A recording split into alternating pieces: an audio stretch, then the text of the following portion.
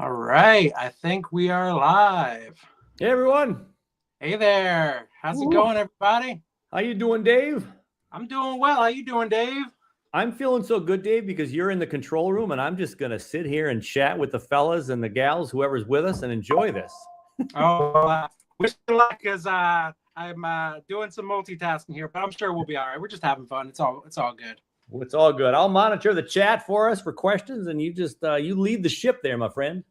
Sounds good to me. So yeah, we got some fun today. Well, first off, how's it going out there? I know it's always cold out there, but what are we looking at today?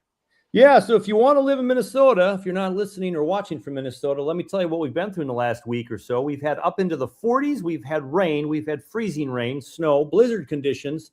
Of course, not in the metro. Blizzards were up north, but they showed some images, Dave, up north. There's this camera on this trooper's car. I mean, we're talking wind, sideways, snow. You can't see 10 feet in front of you. And it was like that for a few hours up north. It was absolutely crazy. So, but now we're about sun and 20 after about 40-mile-an-hour, practically sustained winds yesterday. We might hit 30s for the rest of the week for a couple of days. So, it's the roller coaster. And that's Fahrenheit, right? That's Oh, yeah. Fahrenheit. That's all Fahrenheit for you folks over across the pond. We're going to be above freezing by a few degrees this week. And for us in Minnesota, that's a pretty comfy week.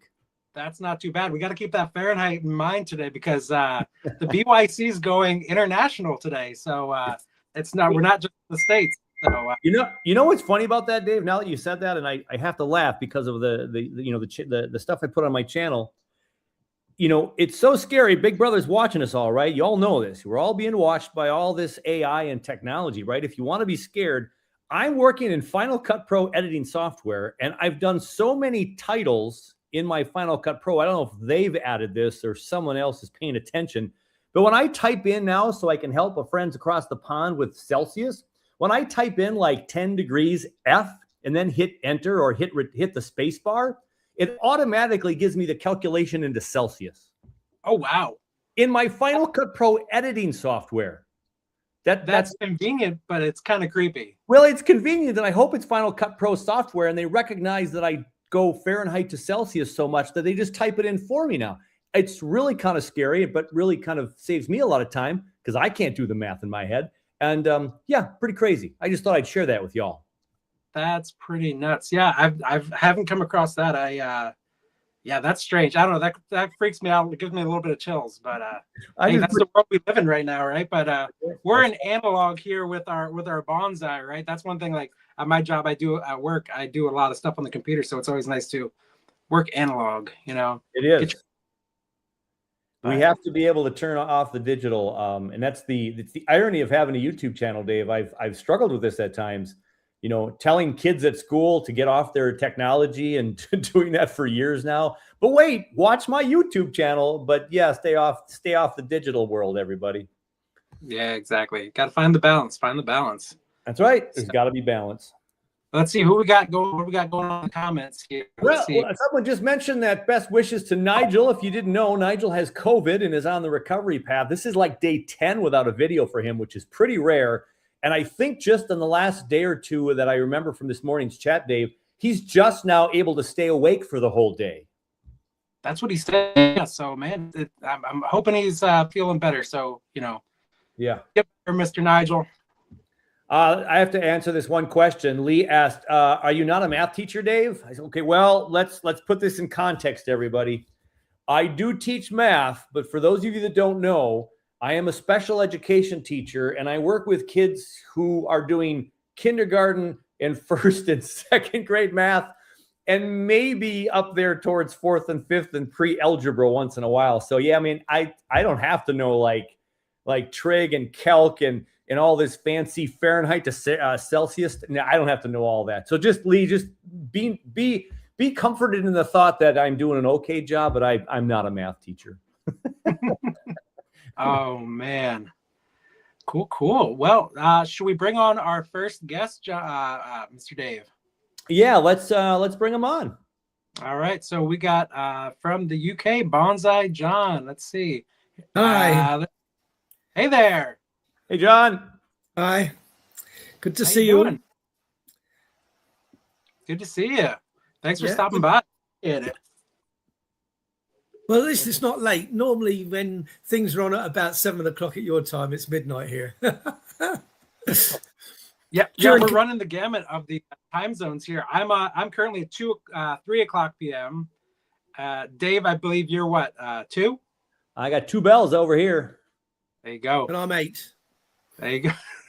That's crazy. I just find that's pretty awesome. So, well, but yeah. During COVID, I used to go on to KW Bonsai, the club, on stream, and that used to start at 5 past midnight, and sometimes we would go and talk and chat until about 3 in the morning to me. That's awesome. But there you go. That's what it's all about, isn't it? So, sometimes we got to do what we got to do to be that's true. Be a part of what we want to be a part of, right? Exactly. Yeah. Well, I've got no bonsai clubs near me, so yeah. It's what's crazy about YouTube and this whole BYC. The fact that we can connect with people across the world is pretty surreal, and I never would have thunk this, myself 30 years ago, or even 20 years ago. But so this is pretty fantastic that we get to share this hobby with everybody. Of course, we really have to be careful what we say because of different, microclimates and conditions. It is different everywhere, but that's why we take everything with a grain of salt, and we take what we get from everybody. But the chance to talk across the pond live is pretty spectacular. So it's cool to have you on. Well, where I live, I've got a unique microclimate. I'm 450 meters above sea level. So I'm on top of a hill. Yeah. But we have wind most of the time. There's always a breeze. Mm-hmm. And we've had a couple of offsets of your hurricanes that you've had. One day I got up in the morning and one of my polytunnels was in my next door neighbor's front garden. Oh, gee. That's crazy. Yeah, but we've not had anything since like that. But yeah, oh my gosh, it's just I've got trees. I've got swamp cypress are actually starting to show green buds. Really? Wow. Yeah. Now, what's normal? What's normal for you? They should all be brown, all dried out, ready for winter. Yeah. But it's been so mild. Yeah. I mean, the lowest we've dropped is, I'm trying to work out in Fahrenheit now, it's 4 degrees C. Wow. Now, is that going to be an issue? Do you keep them? Where do you keep all your? Could you give us just kind of like a lay of the land? Like, what's your like microclimate? Do you have greenhouse? I've got a greenhouse and a polytunnel. I've got a small greenhouse, 6 foot, and a 8 foot polytunnel, 8 by 6 polytunnel. If some of my more tender plants, like I've got some Californian redwood, cypress, I keep those in the polytunnel over the winter. Because it gets a bit wet in England, and I didn't want to get them too wet. And they've done that for the last few years and kept some stuff in the polytunnel with the door open just to keep them from being too wet. All my native stuff I keep outside. Okay. But like the swamp cypress, I usually keep them outside, but take them out of the water tray that I usually keep them in during the summer. Mm-hmm. And I just put them up on the bench. But when they start breaking out a few buds, I put them in the polytunnel. And I thought, if we do get a frost, that's going to hit those buds and kill them off. So they're sat just in the front in the polytunnel just to maybe not get the frost, because I haven't had a frost in my polytunnel this year. Mm-hmm. So your polytunnel is what I hear you saying is it's more for rain, so or moisture, so your trees just don't stay too wet over winter. Yeah, I usually do that, or put some of the more tender plants in there, or younger plants in there just for the winter. Yeah, and then of course, yeah, you mentioned the bud issue for frost. So Lee had a question. Is the purpose of the polytunnel to allow trees to freeze without the frost itself hitting the trees? Yes. Okay. Can you tell us more about that at all, or is that pretty much it right on the nose there? Well, that is it. But I mean, you don't. The outside of the polytunnel gets frosted, just like the outside of a glass house will get frosted. Like if you see Nigel's channel, although he keeps heat in there, the glass is frosted on the outside. Yeah. And the polytunnel does the same. Yeah. But the plants or the pots inside will freeze, but the any foliage there doesn't get really hard, solidly damaged badly by frost. And it does protect it from snow. So it's interesting. I don't remember who talked about this recently with me with Minnesota Bonsai Society, but I'm in a pretty tough climate that still gets pretty cold. But the metro area is now a zone 5. When I was growing up, it was a zone 3B or 4, 4A, 4B over the years. But now it's 5 up through the metro. And so 4 getting up there towards Duluth, and then the 3s.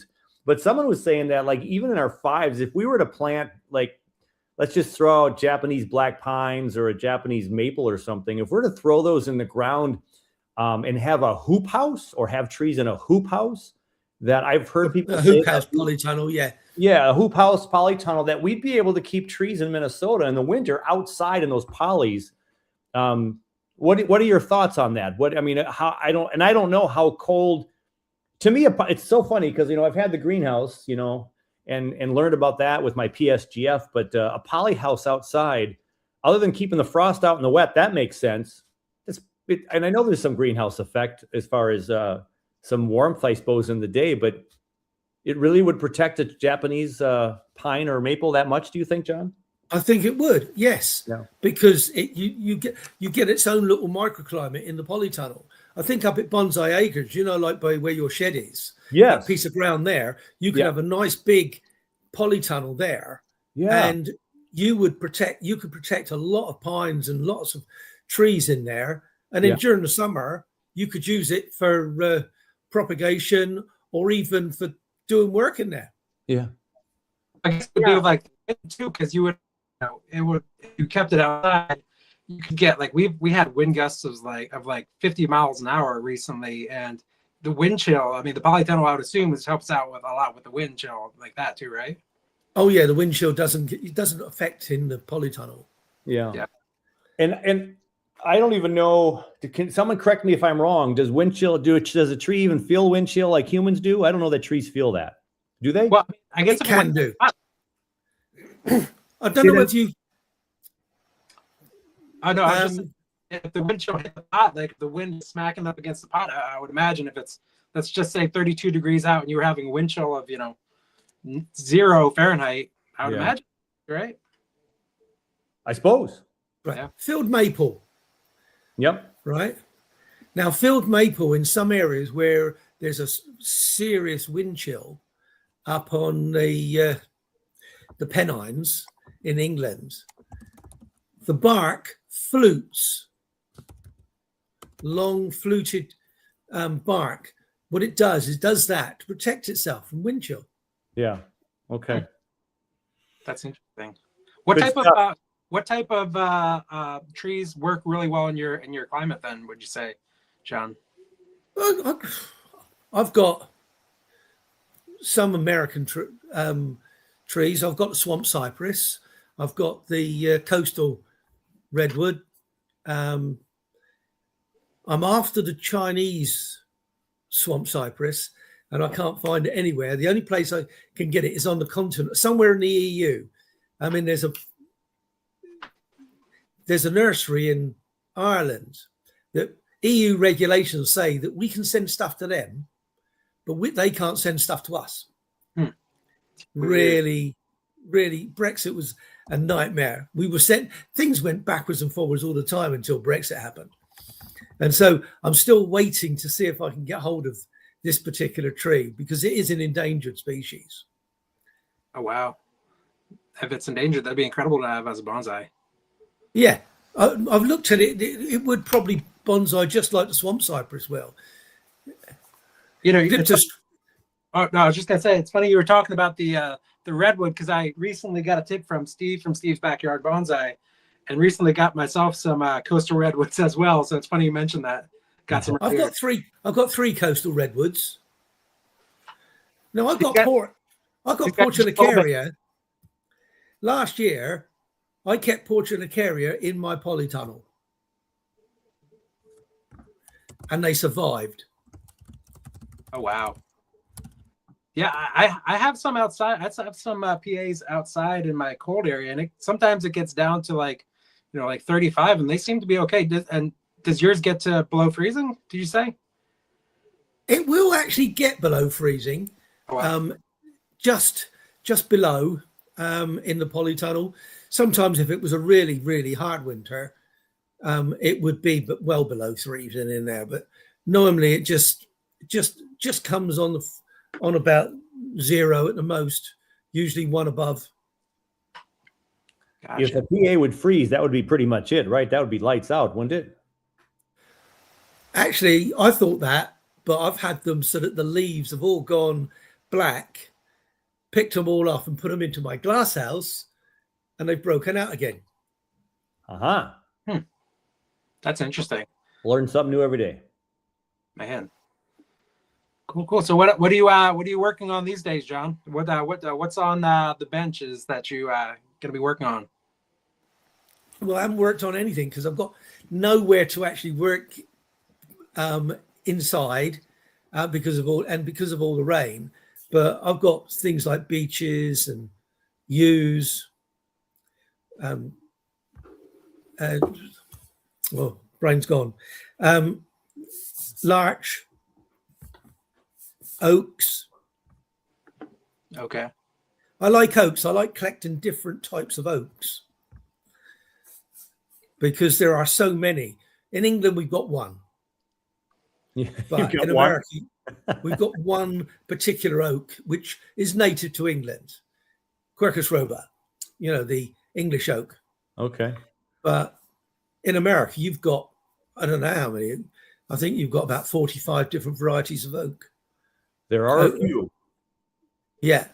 There's about 425, 475 different oaks around the world.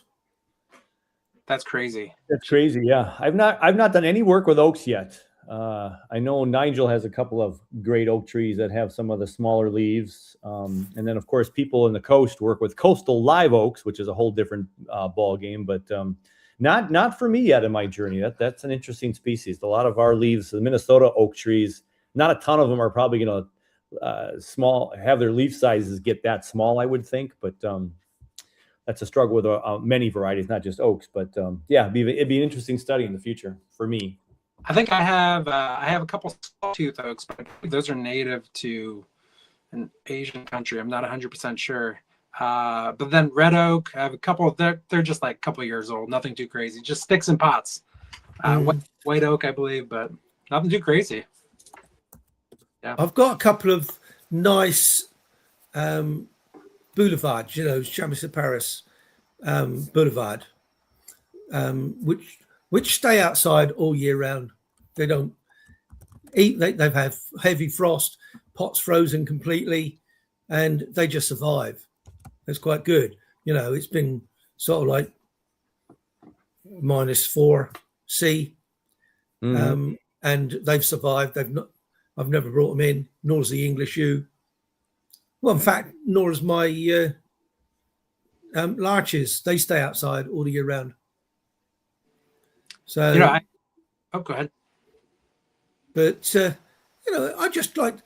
It's like I've got some dawn redwoods, and I've got some young ones, and they're outside this year. I've got a forest, and I've left it outside just to see how it survives. I mean, because you've got to, haven't you, really? Because if it does actually survive, you've gained something. If it dies, then you've also gained something. You can't leave them out in there. It's all about because right? They grow so easy from cuttings anyway. So, you can play around with things like that. But horticulture has been my life. Messing around with different plants and different species, is quite interesting. Yeah. There's been a bit of a side conversation about ficus trees and certain trees losing all their leaves. We got another question about a pomegranate. So DC Harrison is asking, they are growing some pomegranate trees from seeds early part of this year, and they are doing really well, but they dropped all their leaves. And I wondered if anybody else have grown pomegranate trees. So there it is right there. Thanks, Dave, for the assist. Anybody have insights on, I've not done a pomegranate either. I've always been very intrigued by the pomegranate, but does anybody out there in the comment section, or John or the other Dave, have any insight? I've got some seedlings about this tall in my glass house from a pomegranate my wife bought. And so I took the seeds and put them in just to see what they came like.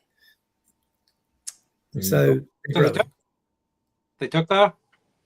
I've got about half a dozen about this tall. So they're in the glass house and they haven't dropped their leaves yet. So Wally has some trees and no dropping of leaves for Wally's. So he has his inside. Yeah, I don't have any, so I can't really speak on that too much. But I'm with you, John. I love growing from seed. There's just something about, if I ever go out to eat or something, I see that lemon that's on the water. I'm like, I could grow I could grow this, but I don't need any more lemon trees. I think I should go over back there that here, but that's a legacy story. Everybody should hear that legacy story. Yeah, Dave, Grandpa Dave, where did you get this tree? Well, I was out to eat one day and I saw this seed floating in my glass and I had to make it into a bonsai. That's fantastic, Dave. Great story. Yeah. I can't pass a tree with seeds on without taking some and trying to grow them. Yeah, I've not fallen down that rabbit hole too much. I've tried a few times and it just, I don't know if I just don't have the patience. I love trees from cuttings, as I've mentioned many times. I love the process of making sure that I have everything to do with that tree and where it goes. I like that process from early on, but I don't know about seeds. I just haven't fallen into that yet. I must admit, I lost my Brazilian rain trees last year because I left them in the polytunnel, and they didn't like it. Didn't like it? No. So they won't get. I've got some new seeds, and so hopefully they will grow. Thanks, Dave. Hopefully they'll grow. You're welcome, sir. And I've just put in my fridge some seeds of maidenhair tree. Well, what type of tree was that? I didn't catch it. I put some seeds. I just put been stratifying some seeds of the maidenhair tree in my fridge. Oh, okay, cool. The ginkgo, right? The ginkgo biloba, yeah. Yeah. Oh, go, man. They're easy to propagate. Like I have a bunch myself, but it's one of those things where it's like you got to stop somewhere. Just because I see them and they can be propagated doesn't mean that I need them, because only a certain amount of space in the yard, right? Mm. The tree I'm really working on at the moment is my spirit tree, my Thuja occidentalis, because I've actually trained it to look very similar to the spirit tree on Lake Superior. Oh, okay. That's another species that I haven't tried yet. I have some in my backyard. Do they take from like areas or cuttings? Well, sorry. Do the Thuja occidentalis? Do they take from cuttings? Yes, they grew quite well from cuttings. Oh, okay. I tried to get the Eastern white cedar, the ordinary Thuja occidentalis, but I couldn't get one. I had to get the ones that are grown in England, which was a variety called teddy bear. Oh, but it looks exactly the same. I compared the leaf to the ordinary Eastern white cedar. It looks exactly the same. So, but it's coming along. I reckon next year I'll be able to get the wires and rubber off, and it'll look really, really good. It's grown over a rock. Now, how long have you had that one, the spirit one? I've had that now, 4 years. Okay.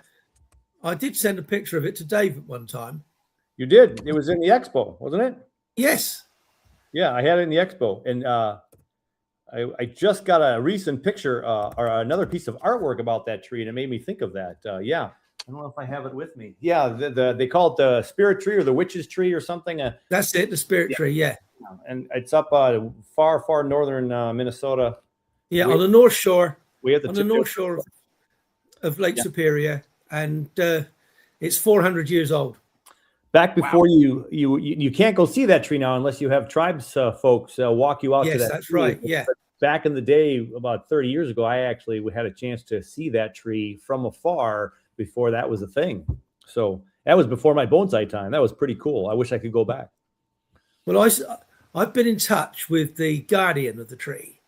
Oh, really? Yeah. And I said that it really fascinates me, and he sent me some pictures that he had, because he takes pictures of all around the year, all year round, just to see how it changes. Mm-hmm. And he sent me some photographs. Yeah. But he said if ever I'm over there, if I go, he would take me to see it. Wow, that'd be very cool. Yeah, great source right there. And if you ever need reference photos for yours, you're good to go, right? Yeah, I'll take mine with me. Yeah, compare right. It. Yeah, no, but yeah. Now, did you say, was that one from, did you grow that from, I wish we had a picture, we had pop it up here, but did you get that from nursery stock or? It was from nursery stock, yeah. Okay, very cool. Man. It was from our equivalent of your box store. Okay.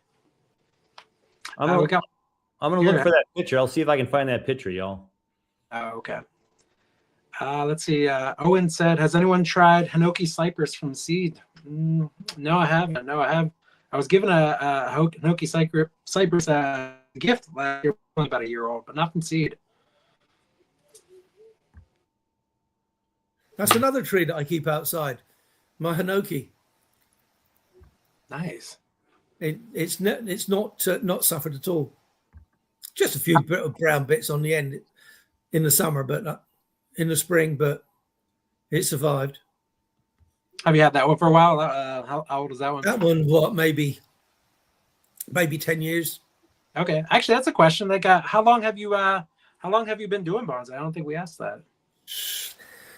Well, I've been married just over 50 years, and my Chamasiparis Boulevard, my big one, I took as a cutting at a garden. I was head gardener for Lady Delamere in Norfolk, and I took a cutting off of the tree there, and I grew it from there. And that was my first back into wanting to do bonsai, and I've kept it ever since. As an apprentice, I used to go to Chelsea as apprentice gardener to Chelsea all the time, Chelsea Flower Show, and used to see Peter Chan's stands and things of that nature. But, it interests me because they were trees, because I was always interested in trees. Mm-hmm. But that was my first real bonsai about 50 years ago. Okay, wow. Well, you've definitely been doing it for a while. That's incredible. What have been some of your favorites that you've had through the years? I did have a really nice English yew, and I don't know what really happened. The bark blew during the winter, and it died. The bark on the trunk blew, and I think it was because it got very wet and then it froze, and it blew. And I had a small elm. It probably had a trunk of about trying to think of you work in inches, don't you? Yeah. Yeah. Well, there we go. That wide across. What's that? That's to me. That's about 8 centimeters. I'd say about 5 inches, maybe. Then yeah. Yeah, and it got Dutch elm disease. Oh wow. And I was very, very upset with that. And I had a couple of quite mature ash trees who got ash wilt. But there you go. These things happen. True. Lee's asking John YouTube channel. How do you document your trees? I keep everything on a database. I used to keep everything on an ordinary database, but I also used to keep it in. I don't know if you heard of my bonsai book. No, it It's doesn't. an Android. It's an Android-based bonsai thing, very much like the one that Bonsai Empire do. Okay. But it was only for Android. And the person in New Zealand, he's now put it on a web version, so you can have it on any platform. Oh, okay. And I also use Xavier's Access database. And so I mix the two together because you can put more on Xavier's database, the Access database. So I mix the two together. But I like to have it in the bonsai book as well, because it's portable. If I'm out in the garden, I've got my phone with me, I just document in there what I've done, and then they're numbered the same as they are in Xavier's database, and then I go and transfer that information over into there. But you've got your pictures there, and it's you've got it there all the time. So if you're talking to somebody, you just bring up your pictures and show them what you've done. That's pretty cool. I've always been curious. I haven't tried out Xavier's yet. Dave, have you tried that Xavier's one either? No, no, I've not tried. I had one app a while back that I tried for about a year or two, my first couple of years in a bonsai. And because I do the YouTube channel, most of my trees that I don't know, most of them are documented there. And I have a lot of pictures, of course, but yeah, I've not gotten into the apps too much. I probably should. It'd be a lot better care for my trees, but so far, no. If you want one that's sort of like overall, because not everybody's got access. Not everybody's got 365 because you have to pay for it. I won't pay for it. I've got access as a standalone in a Office 2021. But having it on the bonsai, my bonsai book, it's quite good. Yeah, I don't even know what mine's called. So I've got 289 trees on my bonsai book. Oh wow! I should start doing that, because I mean, that's one of the main reasons why I started doing the YouTube thing, is just to keep track of my trees through like playlists and stuff. But I should have a text version as well or something like that. So you piqued my interest a little bit. I'm gonna have to look into that. Well, my bonsai book is quite easy. You just mybonsaibook.com. You just register it, and then it's there. It's online all the time. Okay, cool. Very cool. Cool. mybonsaibook.com. Well, John, you got anything else that you'd like to? I was just looking to see if I could get a picture up of my tree. Come on, wakey. Getting sleepy over there. Yeah.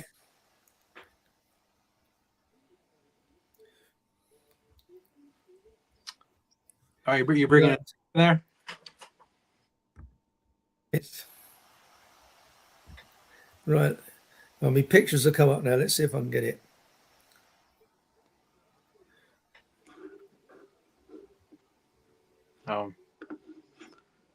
Let's see if there's anything in the chat while we're here.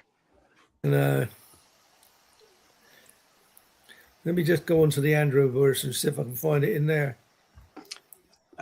Owen says, John, you are master. Oh, you are a master gardener? Question mark. Yes. Okay. Oh, awesome. RHS registered. I did my RHS. I started off at a school for horticulture and farming for my senior year, and I went right away through there. Did an apprenticeship, 5 years indentured apprenticeship. Then went into private service, working for big gardens, for Lady Delamere, Duke of Northumberland, things like those type of people, big houses, for all their their type of things. A couple of them had bonsai, you know, that they bought or were given, and we had to like look after them a little bit, you know. So it was quite good. Very cool. Well, I think unless you got anything else, John, I know you were trying to bring something up there. No, I'm just trying to bring up the pictures, and I can't get anything up today for some reason. Don't know why. Gotcha. It's not working. Well, I think we have. Looks like we have Chris Marshall on the back end now. But and that, Right? Yeah. Anybody, anything else you want to chat? It's probably raining there as well. What's that? He said it was probably raining there as well, where Chris is. Oh, true. So, yeah, We might even have snow. Some parts of Ireland have got snow. That's true. Yeah, probably. But yeah, well, I guess unless we got anything else, John, I think we'll. No, that's it. No, lovely. Okay, It's been cool. lovely to chat with you. You know, Thanks, John. Appreciate your time, buddy. We appreciate it, and yeah. So I appreciate that you set this up. That we, you know, there can be people chatting, and we can learn from each other. Absolutely. As I say, I don't have a bonsai channel. I just watch bonsai channel, so, but it's good. Cool beans. Cool. Thanks for being a part of it. We'll talk again soon, hopefully. Yeah. All right. Well, thanks. Yeah. Thanks a lot, John. We'll talk to you later. Yeah. Bye. Bye. And for those watching, Dave, they are getting a little bit of a breakup with your channel once in a while. I'm getting a little breakup with you too. So if anybody needs a question repeated, let us know in the chat. I can try to make sure I repeat questions. But yeah, a little bit of breakup there on your end, Dave. Oh, sorry about that. Yeah, sorry. We're working with technology, right? Yeah, that's right. We are. So on the back end, we've had in the back here, Chris Marshall is waiting. I'm going to bring him on. Are you ready, Dave? I'm ready. Bring on Chris.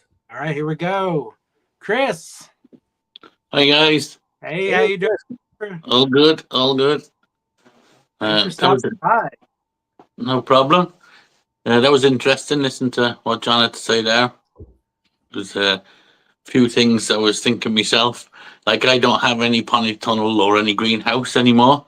Yeah. So, like, I have a shed which I put a lot of my trees in that I know, like, more that wouldn't survive the frost or anything. Mm-hmm. But 90% of my trees have to stay outside. So, and like that, they all seem to survive okay. Well, they have done so far. Where I am, my back garden is very sheltered. I get the sun all afternoon in it, but there's like a row of houses all kind of around. So I don't get, like, I can be sitting there, could be blowing a gale. I can hear it, but my back garden is just still. There's no wind.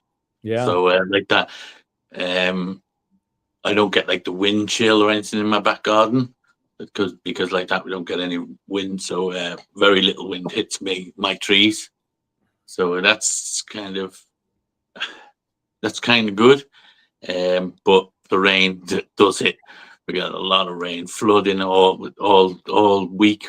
Everywhere's been flooded and water's just running around down the roads like rivers. Yeah. So yeah, that's the main problem we have here is rain, continuous rain. Yeah, what a striking difference in microclimates there. The wind is there, but you don't feel it. But you certainly, of course, have the rain as well. How do you deal with the rain? And I mean, you have so much of it. And I mean, how do you over there take care of that problem? We're just going to get used to it. Well, like that, I only use pumice and akadama on my soil mix. Okay. I might add different things depending on trees, but that's my main mix. Mm-hmm. And so it's well drained. Yeah. But like I've stopped watering my trees probably nearly a month ago, and I probably won't water them again until well into the new year. Like could be almost summer before I need to water them again because they're literally rained every day, getting watered nearly every day. And like that, like John said, temperatures, they don't really, like we've had, I think there was one morning it was cold, but other than that, it's it's 10 degrees Celsius, most of the time.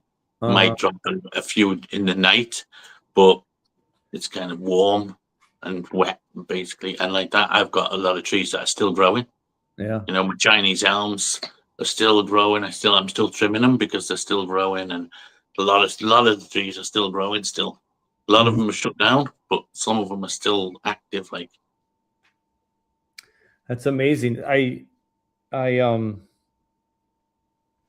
wanted to ask your thoughts or your repotting schedules, because I use pumice and akadama almost exclusively now too. But if you're using even say a 50-50 blend and maybe some other particles in there with different trees, akadama is breaking down so much faster than any other substrate. With all that rain and akadama, are you needing to repot faster so it doesn't clog up and stop that drainage? No, I suppose it depends on the trees, but I kind of repot it. Like, I don't have a set regimen of when to repot trees. I kind of look at them, and check them myself. I do mix in as well cat litter that I can get, which doesn't break down. When I got it first, I was afraid because a lot of them break down. But I used this one, and I had a tree, and I'd stopped using it then because I thought, no, maybe it wouldn't be too good. But then I had a tree which I potted when I first started doing bonsai. I used this stuff mixed in, and it was kind of just a neglected tree. It was an old one that I got when I started. And when I dug it out, it'd been in the pot for probably 5 years, and that stuff was still perfect. You could reuse it. It was just still hadn't broke down at all. So I started adding that into my mix again. I sieve it, so I get rid of all the finer particles, and I use the kind of heavier particles. So it's quite coarse, and I mixed that through as well. So that's kind of like maybe 20% of the mix kind of thing. So that probably helps as well to keep pockets of air through it, like, and stuff. How heavy do you get with like fertilizer and stuff? I used to use a bit of organic all the time, but I find, I like to do a lot of penjings, as you probably know. I like to do landscapes and stuff. So when I use organic stuff, it kind of destroys the moss. It burns the kind of moss and stuff. So what I kind of do now and again, some trees I will fertilize them, like it's single trees and things like that. I'll give them some organics and stuff. But I also then, when I water my trees, I water from a barrel. I have like 4 water butts that I collect rainwater in, and I have a pump in each one, like a submersible pump, and I just connect my hose to them then, and I can plug in each pump when I want to use it. So I can just put liquid fertilizer into that barrel, and I just kind of mix it into a watering can first, and then I empty it in, and I kind of turn the hose on but put it back in, so it mixes up for a little while, and then I water all my trees with that. So it's kind of just a kind of weak thing, but nearly every time I'm watering my trees, then I get a weak solution of, and at least then it's not destroying my mosses and my landscapes and stuff like that. So that's kind of what I do. And again, I don't have a set time or set days or fertilize, and I just give a little bit each time I'm watering. And then and like that, some of my bigger trees or whatever, I might put some organic around as well. But that's about it for that. Do you? Go ahead, Dave. Oh no, I was just gonna say, do you use strictly you said rainwater, right? You used it? Well, I try to use it as much as I can. I have 4 barrels now. I've got 2 which hold, I think they hold like 200 liters. And then I've got 2 80-liter ones, and I can only collect rain off my roof of my shed because I don't have a downpipe on my house there because I'm in an estate. They're at the end of the estates, but on the roof of my shed, because we get enough rain here, I managed to fill them. See, what I do is I fill the ones. I have the 2 that are connected to the shed, and then I can pump the water out of them, then using my pumps straight into the other ones. So I fill the 2 big ones up then from these ones, and once the 2 big ones are full, then these will fill. And then when they're over full, it goes into the drain. So once the 4 of them are full, I can get 2 or 3 waterings out of them before I need them again. And normally that gives me enough time to get enough rain to fill them again. So now and again, I might have to use hose water. But if I do use the hose, I will fill the barrels. Like if I know that my barrels are empty, I'll fill the barrels with it to try and. I've heard that the chlorine break, you lose some of the chlorine from like the air and all that. So I pump it into that barrels first and leave it, because it'll be a couple of days before I need to use that then. So as much as I can, I'll use rainwater. I do find it's a lot better. We had, what's his name? Rafa, Rafa, the Spanish guy. He was over. He stayed with me for a couple of days, and he was talking to me about the water. And he said, "Check my pH." And my water is pretty hard, so it's not really great for a lot of the trees. He said, like Sabina junipers. He said it's almost like poisoning them, putting that much water on them. So. Trees like that, like other trees can take it, but there's certain trees that I try and always just use rainwater for. Makes sense. Makes sense. I think I've heard Peter T once referred to, I think he was talking, we've asked this a lot in Minnesota. We can have a group of people in our Minnesota club get together and living all over the metro, and the water hardness varies just tremendously from town to town, city to city. So of course, rainwater is certainly the best bet, but I've heard that, give me, and I don't know the science behind this, but the hardness versus the pH. So we can have really, really hard water, but that's different than the pH. Is that accurate? That's accurate, right, Chris? Yeah, I think so. Yeah, like the pH, like I like that. I'm not into it myself. All that kind of stuff. Like I just always use, even like I've always kept fish, and I've always used my tap water and stuff and that. Like, and I've never, like, I used to breed fish and all sorts of things, and and like that, I never really bothered testing my water and stuff like that. It was only when Rafa was over, he was talking to me about it, and he tested it, and he said it was a bit bad. So I try and keep them rainwater now. So my understanding of the hardness, at least from Peter T, and when we've talked with him, if you can get a water tester for about $25 off of Amazon or whatever, and my water and my spigots were in that, anywhere from 100 to 140 range. And he said, if it's above 200, you should be concerned. But then the other part, the pH part, is you just have to know if you have a very acidic water or very basic water, and then if it's just really high acidic, maybe your azaleas are going to love that, but it's going to really affect your trees. So it is something to pay attention to, especially if you're like that. If I had really expensive trees, then maybe I would be a bit more concerned and make sure I check. But I've got really expensive trees that I'm not worried about too much. Like, I mean, they've survived so far, and the way I've always looked at it, same with the weather. I can't do anything about it. I have nowhere to put them. So if they die because they can't handle the weather, then I just won't grow them trees because they can't handle my climate and whatever. But I don't seem to have lost any, really. I managed to get my PAs and stuff up, just put in my shed. Under grow lights for the winter. And I normally do plenty early enough before I know there's going to be no frost. I mean, we still haven't really had any frost, but they've been in there probably a month now. And but they're growing away fine. And my ficus and things like that. But everything else just stays outside like that. I have about 300 trees, so they all have to stay outside. I haven't got any room for them. So, and then you were talking about oaks there as well. I collected an oak about 5 years ago. You might have seen it on my channel.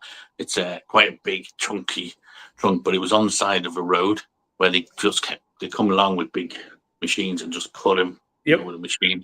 And so it was kind of kept small, and it branched out low down, but it was really thick.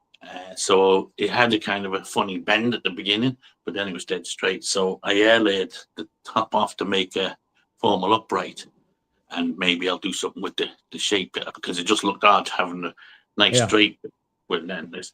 And I air laid that. I think this is going into its 4th year now. Okay. And the bark was like nearly an inch thick on it. It was cutting round. It was really plated bark. Yeah.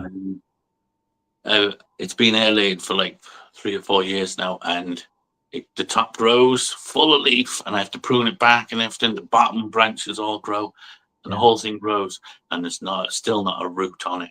Really? So yeah, it's calloused over, and every year it loses leaves, the same as the bottom. Yep. And then the following year it grows again. Like, you wouldn't think. I've taken it apart thinking they must have rejoined, but they haven't. It's just callous, and it just keeps growing. Yeah. So this year, I think next spring now, I'm just going to cut it and just try planting it, because the original, when I got it, there was very little root on it, because where I was trying to dig it out was just like solid rock.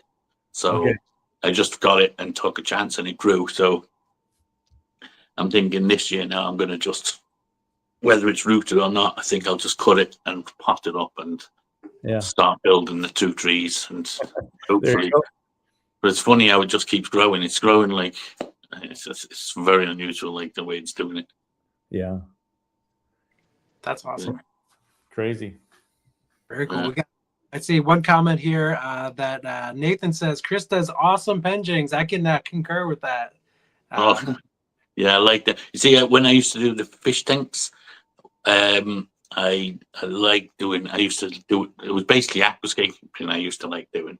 You know, if I decided I wanted to have certain types of fish, I would build the tank to as close as I could to what they would live in, what them fish would live in.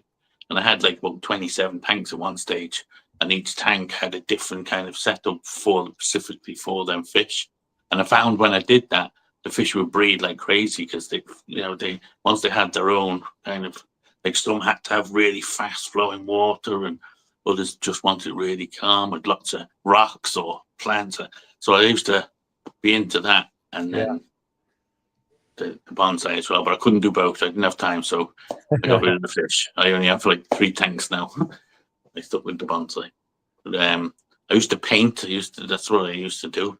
In my spare time, I used to paint, and I used to do a lot of wildlife paintings, and then people used to get me to paint portraits and things, which I never really liked doing portraits. I'd rather do landscapes or wildlife, animals and stuff.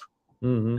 And I used to like doing my garden. I used to have ponds and plants and all that. And then I was doing a painting, and we went to a garden centre to pick up some more plants, and I saw a little, what was it? It was a little Alberta spruce. And I said to my wife, geez, that'd make a lovely little bonsai tree, that. So she said, get it and try it. So I brought it home, and I was actually in the middle of doing a painting for a present of a portrait, and brought that home. And then I went back, and I got another couple of different trees, and then went, and I never picked up a paintbrush since. I never finished that painting, never touched the paintbrush. All my art stuff went up in the loft in the attic, and I transferred that shed into my bonsai shed, and that's what I've been doing since. Here you thought you had some passions in art, and boy, that switched on a dime. Yeah, I think like that. I think with the bonsai, I've always liked gardening, and I've always liked kind of the art side. So it was like a perfect match to join the two together. And that's why I like doing penjings and things, I think. And like that, the fish and the aquascaping. I like doing the little landscapes and trying to get it as close to real looking as I can. Well, that's why I do a lot of them. It really is the best of both worlds, art and horticulture. That's the whole reason why I got into it as well. Yeah, just that's awesome. One of the penjing I like of yours is the Hobbit, the Hobbit one. The little. Oh yeah, that's an amazing one. Yeah, I think I'm gonna have to up-pot that this year. It's getting a bit crammed into that, but it's very hard here because you can't really get big trays. You can't buy big pots, right? And you can't really buy any pots. Like I get my pots online from Germany, and they send them over to me, which is great. But even they don't have very many big pots, you know. And the ones they do have are hundreds of euros. So I'm not going to spend that kind of money. You know, if I could get large, big trays, or something I can use, It would be better, but you just can't get them here. Oh, huh. So like that, I'm going to try and start making some and see what that do it. Start working with the clay. Yeah. Well, not clay ones. I'd love to. I'd love to get a kiln and do that, but no, I don't have the room for that. So it'll have to be kind of cement ones, and I'll have to do them now with that, with the polystyrene and the cement and that. Which seems to work good. I mean, I've got a few made now for years, and they're still withstanding everything. But at least with the polystyrene, they're a lot lighter, you know, rather than like doing just all concrete pots that weigh a ton. So yeah, they seem to work okay with the polystyrene. And it's stuff that I get. They use it here. They've just started using it last few years as like insulating on the outside of buildings, so you can get it quite thick, but it's more dense. You know, it's not like the stuff you'd get in packaging and stuff. It's far more dense and solid, so it's like good, and you know, it doesn't break up easily or that kind of stuff. So it seems to work good, and it doesn't burn. It'll melt a bit, but it won't. Once you melt it a bit, it kind of goes like hard plastic. So then it's like solid then, and then I just coat it then with the cement, and it seems to withstand any weather really. Isn't that interesting too? I've been dabbling, getting into making my own pots next year, and just the idea of you have the tree that you know you're shaping, you have the pot, you have the soil, everything. So it's like in essence it really comes back to working in the arts and stuff like that. It's you know, you're creating the whole kit and caboodle right there. Yeah, but you can also then you can decide on when you're making a pot, you can kind of make it to fit the tree. You know, you can design, like if I'm doing a rock one, or what, like when Nathan asked me to do the challenge of the rock over the tree instead of the tree over the rock. You know, I just designed it so I could grow the tree out the bottom of it, kind of a thing. And you know, you can design your own ones then. But then I might make some. Well, I've just made one big one, but I use this new stuff that they use. They actually use for the plastering of these, but it's got I think it's got a rubber in it mixed into the cement kind of stuff. And when I did it and I painted it all and everything, it was great. And then it was dry, and I put it outside, and all the paint just washed off it. And my other ones are still, which are just done with cement, are all perfect still. But this one, we had a pretty bad storm, and the next day it went out and it was back to white. It was like, no, and I spent hours painting it. So I think what I might do, I have pigment that you can mix in with it to color it. I might have to just mix a bit of pigment into it and then do it, because I think it seals once it's done. It seals with a kind of a rubber kind of, I don't know, there's some sort of rubber in it which seals it, which means the paint won't take to it, just washes off. So it's funny. Maybe I can use a different paint, but the paint I used normally is okay, but for this stuff it doesn't work. It's all trial and error, right? Seeing what works, what sticks, and what doesn't. Yeah, that's it. It's all trial and error. That's my motto. Everything, all my bonsai are done like that, trial and error. We'll try it. If it works, it works. If it doesn't, I've learned this doesn't work. That's right. Yeah. That's how it happens. Yeah. I'm sure. Well, very cool. Do you have any winter projects you do, Chris? I mean, you have a lot of penjings and a lot of trees that stay outside, but what do you do in the wintertime to keep you busy?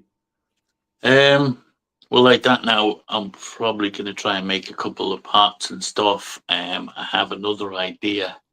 I want to make a golf course lined with trees and have the sand and all that. And I've got little tiny golfers that I bought. So that's my next kind of plan. I want to design and think of how I can do that and have the greens and all that kind of stuff. So, but like that, line it like with trees and all that. So it's like trees dotted about kind of thing. So things like that. And so I'll have to kind of, I don't know if I can find something to do it or else build a pot for it. Sure. And yeah, just like that. I'll just kind of come up with think of things to do, and then just like that, maybe make a few pots ready for the spring. What kind of trees would you put in the golf course? Do you know that yet? Well, I have quite a bunch of juniper cuttings that I took Okay. I bought a big kind of raw juniper that it was very long branches with all the growth out in the ends. So I bought it and I just kept air layering, even though they were only thin, layering, or cutting them in as cuttings. So I got a lot of them growing. Nice. So I kept a lot of them to grow as like straight little trees. So I'm gonna use them as like what would look like little conifer trees, like dotted around, or little forest on the edge kind of thing. So yeah, I've got a bunch of them. I also want to do my penging. I built a little stone walls, and I've got the Spitfire aircraft that I have that I've melted up a bit. So I want to do one with that.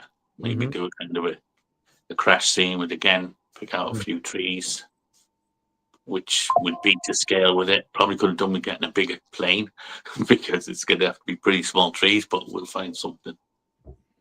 Very cool. Yeah, I love that. That is awesome. Pushing the boundaries of with bonsai, right? That's awesome. Yeah. Well, like that, I do a lot of people aren't into that kind of thing, but like I have big trees. I have all, I like to try all different stuff. I have some big specimen trees kind of thing, and then I have forests, and then I like to do some pengings and like that. Nobody really sees my trees, only people on YouTube, so it's only me that's looking at them at the end of the day, so. And that's the important part. Like, as long as you like it, it doesn't matter, right? You're doing it. You got to do it for yourself first. Exactly. Yeah. I think like that. My favorite ones are like that. The Hobbit House one is I like that, and my sycamore gap tree with the stone wall. When I started bonsai, that was one tree I wanted to replicate, try and do. So then like that, I got that myrtle.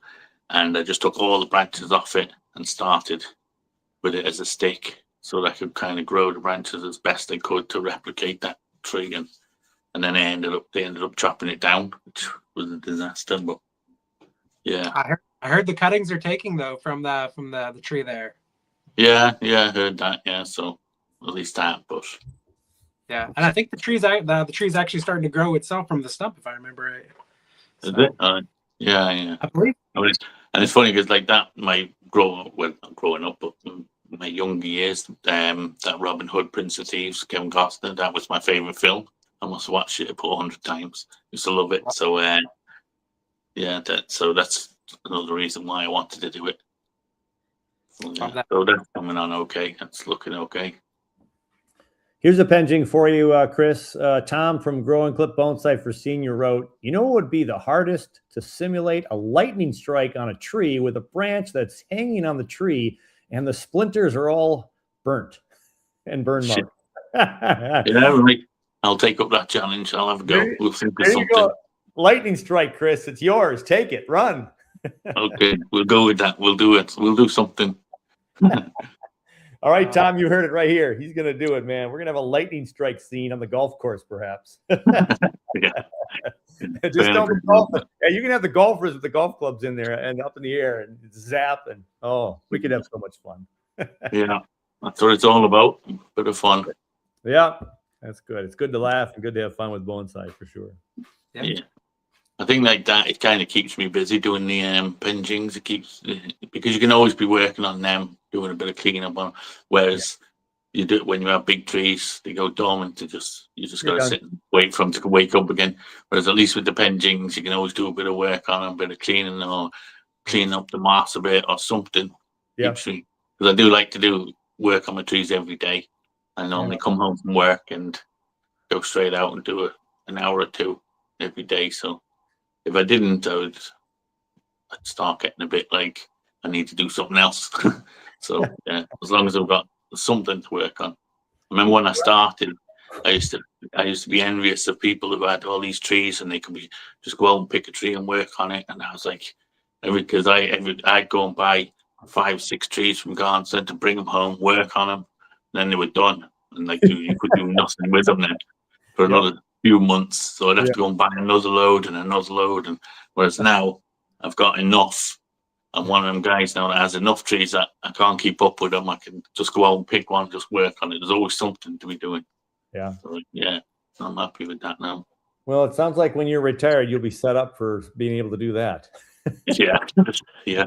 That's like with my YouTube channel. I can't. I don't really have the time to edit him and all that kind of stuff. So I literally go out, come home, get a tree, work on it, video it, come in, upload it. I don't even watch it back. I just upload it, and then I've either gone to collect my wife from work, or that's it. Then I'm too busy doing something else. So yeah. So if I had to edit and stuff, I would probably only get one video out a month.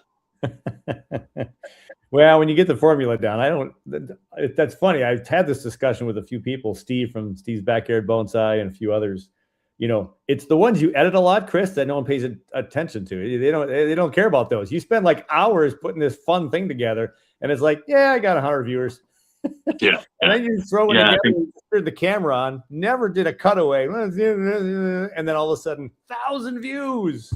Yeah, like it's like my lemon cypress tree. Yeah, I was shocked with that tree because that I had it. It was one of my first trees because I just happened to have it in a pot in the front garden. So I took it out of the pot and decided to have a play around with it when I started, and then it was like I didn't really see anybody else doing them, and they're so popular.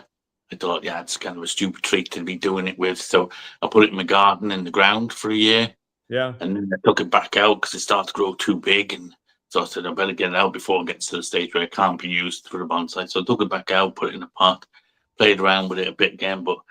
And I was like, oh, I don't know. And then I did the YouTube channel and I did the video on it because it just needed pruning or something one day.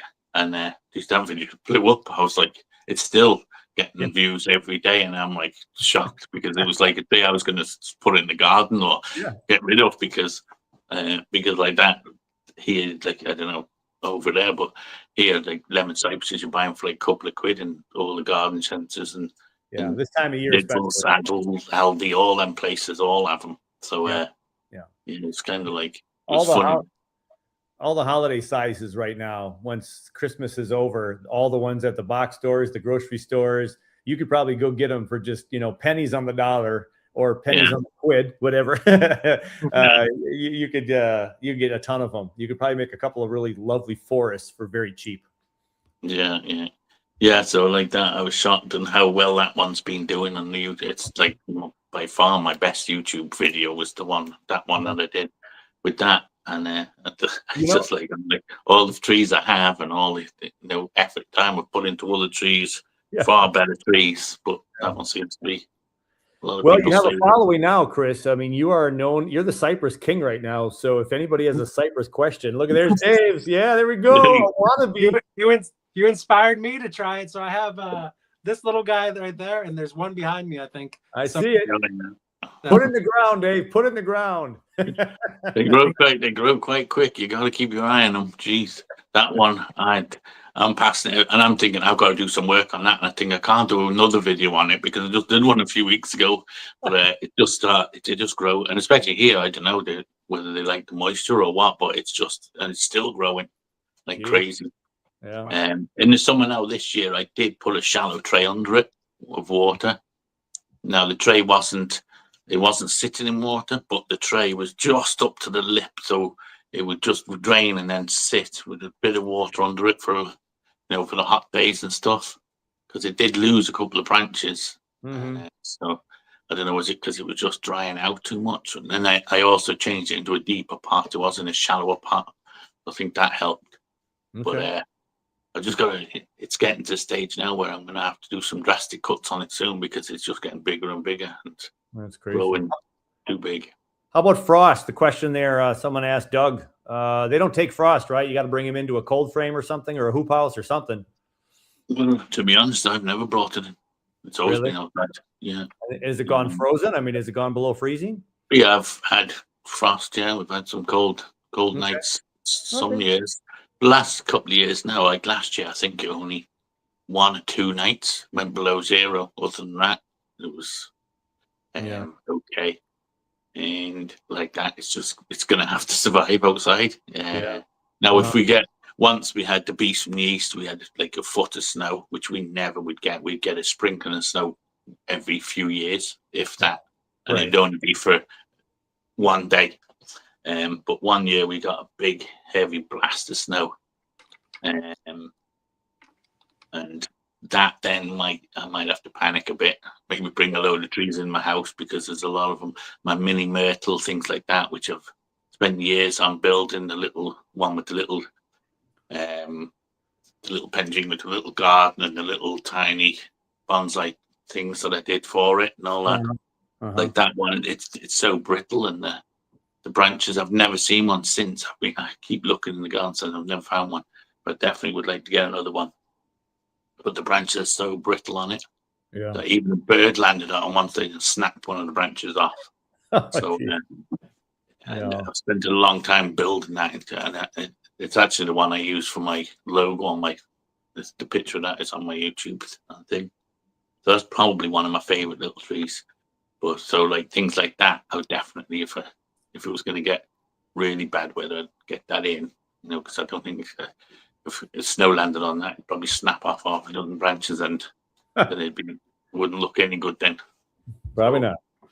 Yeah, so I'd have to panic a bit if we got some heavy snow due or anything, because there is a few I definitely want to make sure we're okay. I could probably put them under my benches, maybe clear out under the benches and put them all under it. Sure. And then that would maybe keep them out of the snow anyway. But out of the house. We'll have to cross that bridge when it comes. There you go. Awesome. Cool. Well, I think we're over like an hour now, so probably wrapping this up soon. Chris, anything you want to say? I know everybody go out there and check out Chris's channel, CM Bonsai, here on the YouTubes. But yeah, you got anything else you want to tell us about that's going on? No, I think we're all good. I think everything.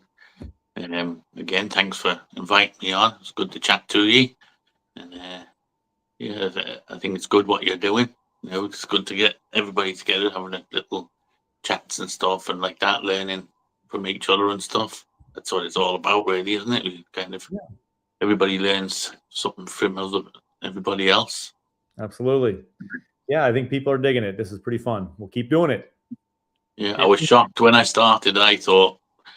When I started Bonsai, I thought there'd probably be about 20 people in the world that did it. I didn't realize how many people were into Bonsai all over the world. And it's funny to be watching Nigel with his 4 foot of snow, and then flicker over, and you've got Aussie Bonsai bloke in 45 degrees above on the same day. It's like amazing to be able to see the different people dealing with different weathers and and all that. Like, it's very interesting. I definitely enjoy it. It's very addictive. It is cool. Yeah. Well, very cool. Thanks for your time, Chris. We do appreciate it. Okay, thank you very much, and happy Christmas to you. And we'll keep going, and we'll talk to you again soon. All right, happy holidays, my friend. You too. Thanks. See ya. Bye. Thanks for all the attention, folks, and some questions for him and the support. Yeah, check out CM Bonsai for sure. And that Cypress, it's his viral one. It got me. I'm a fan now. So totally. And back to that freeze frost question. Yeah, probably could handle a few days of frost-ish things, but it would never live in Minnesota winter, I would imagine. They would not go that cold, I don't think. I would imagine probably. What's that? The younger ones, especially, I imagine probably. But if he's able to get it, I'm not sure. I guess, but I'd probably be on the safe side and keep it, warm. If he can grow them in his climate too, and it's frosted, but if he had some in the ground, I wonder. That's what I wonder too. If he'd put them in the ground for a couple of years, well, then they're established in the ground, and the ground is going to maintain pretty decent temperatures, even if there's a couple nights of frost. So what? For us, it's a lot of times the root burn you'll get from frost or from too cold. If it freezes too much for some trees, it's the root temperature that can be more important than the above ground. So it all varies, but I don't know if I think when I looked up the cypress trees, I don't think the lemon cypress trees, I don't think I could keep them in Minnesota ground, but I certainly could have them, in a cold frame or whatever. Those things we're always learning. We're always got to figure out what works for our microclimate. You know what I mean? Yeah. And it never ceased to amaze me too. We've been joking online a little bit here off the side in the chat once in a while with the whole triangularis ficus variegated thing that I did my recent show on. And Dave Stott, who just came home with one because it was on sale, and he shared that on some social media. And now he's got it in a pot, but it's finicky for him, and it's never been finicky for me. It's only gotten kind of some tough leaf shape when it's been in full sun. But everywhere else I've put my triangularis, there's been a few leaves that have dropped, but it's amazing how the same plant in different people's homes and just those little microclimate changes that we just don't maybe appreciate to the nuances that we can get to. Some people just can't grow certain trees, and I think that's pretty amazing. It's pretty bizarre to me, but that's why we gotta be careful. Yep, absolutely. Absolutely. So, hey, before we leave here, I want to show you all something. Oh, let's see it. I went to go see my friend Sarah today, and I'm going to put down her link again in the chat. I just added her link in the chat, everybody. Failed past due date. Hold on a second. Didn't let me put it in there for some reason. Oh, that's weird. This comment has failed to post to Dave Harding. Interesting. Oh, what's the link? Type it in here and have it on the banner. Oh, it's a long one. I'd have to email it to you. But anyway, I visited I'll get it to you real quick here. I went to my friend. Remember the last time we were doing this, everybody? The last time we were doing this live show, we had Sarah Lund on. So she's from Hudson, Wisconsin, just over the river. And I said, that pot is mine. Well, look what's in my hands, everybody. I got my pot from Sarah today, but I didn't stop there. I found this other pot here. I got the sun coming right through my window right now, so it's kind of hard to see the real true colors. But that's got some fun green and blue. I love this pot as well. It's got this darker rimmed on the bottom. And I didn't stop there. I had to leave with 3. Now, I have no idea what I'm putting in this pot, everybody. But I told her, I said, I got to take that one because of the crackle. Look at this red pot, everybody. This is really unique. Look at there. There you go. Can you see that texture? That's awesome. That almost like little bricks. Yeah, it's like little bricks, and it's got a black bottom, and it's black, of course, on the other side of these. Get rid of this light right there. But anyway, so I don't know what I'm going to put in a red pot. If anybody has suggestions, throw it in the chat right now. What do you put in a red pot? Now, here's my thought, Dave. And, Steve's no longer with us, I don't think. Is Steve here? What about a ginkgo tree in the fall when it's bright yellow leaves? Would that just not be some really funky looking trees in a red pot? Oh, I just think it's just kind of bizarre. So my ginkgo tree from you, Dave, maybe I'll have a yellow leaf tree in this red pot. So anyway, let me email you her information real quick, okay? And then you can post it if you have a moment to do that. Right. But yeah, it looks like we got red quince. We got some red berries. Another quince. Yeah, red berry in the winter with no leaves. There it is. The red berry, winter berry, red berry. I get a tree that has that kind of red on there. That would be fantastic. It's a very, very interesting pot. And of course, pots we talked about with her. We talked about with Angela Ramirez. Pots are such an art piece on their own right now. Even if I never put a tree in this pot, it's going to be part of my collection, and it's just cool. I just love it. Maybe even like a type of like I know I have a Chinese elm that gets like a maroon color. That might look kind of neat with it. Yeah, and the leaves. Anything with some flowers on it too. If you have a white flower with this red pot, if you have something pre-leafed, like what about a crab apple tree that's white before it gets its leaves, and just when you have all the flowers blooming, that could be kind of fun. That could be cool. So be cool. Fun. I'll look at all the comments if I can see it. Oh, there we are. The quince. The red quince. Hello from Nigel. Nigel took his nap and he's with us now. Hey, Nigel. Glad you could join us. Hope you're feeling better. Good vibes your way. Nothing like having Nigel our way. Nigel, what's your thought, Nigel? Nigel, what would you put in Dave's really cool red flaked bonsai pot I just got from my friend Sarah Lund? Here you go. Red pot, Nigel. What do you think, Nigel? Thoughts on this? I'm still sick, Dave. Yeah, well, I know you're still sick, but you're awake enough to be with us, which is fantastic. It's good to see you, my friend. Good to have you a part of it. That's what's great about this community, Dave. People who are sick and can't do trees can still do trees if they just hang with us. They're just chilling with us, and that's a good thing. Where it's just a bunch of us. Yep. Hanging out. Tony Astor. Lee, Tony Astor. Yeah, there you go. That's especially as some of them that change color, and if you get the red berries on there, that'd be fun. I would like that. So many options for those. And the blue ones, what do you think about the blue teal ones that you had? I was thinking a ginkgo would look good in that one fall color. Ginkgo would look good in this guy. Here's that. Look at that color up close. And it's the speckled pot. You can see the clay is speckled, and it comes through in the glaze. So you can kind of see these speckled pots, and it's got kind of this bronzish brown bottom. And when you can see it up close, there's just this subtle little kind of mustardy yellow kind of hint of a tan in here that's a little bit lighter than the feet. And so a couple things going on with that pot. I really love it. Yeah, ginkgo in there, unless you meant the ginkgo in here. Look at that one, everybody. Either or, honestly, both look in that pot. You're getting like a lot of advice on this one. Oh, getting a lot of advice? I'm getting a lot of advice for this advice. One. There you go. That's right. That's what it's for, man. Yep. Well, a holly. Maybe a holly. Yep. And Tom says Dawn Redwood, maybe. Oh, there you go. Cool. Oh, man. See, I like Nigel right there. A larch in fall colors. That's what I'm thinking, Nigel, too. Either the ginkgo or a fall larch would look pretty cool in that tree. Oh, I like his line of thinking there. Yes, ginkgo in that one. The one with yellow. Yeah. Ginkgo in this one got a little bit of yellow in here. Just a hint of that gold. Could have a nice ginkgo. Fun times.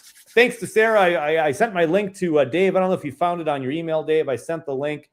You can always get in touch with me, folks, if you want to get in touch with Sarah. She's a newbie in the pottery industry, and I think she's just really loving it. She's already talking about the next size. She's already got the next size kiln in mind. So she's going to be up in her game. There it is. There's the link for my friend Sarah Lund, and putting out some really nice pots, and that's going to be fun to see her journey grow.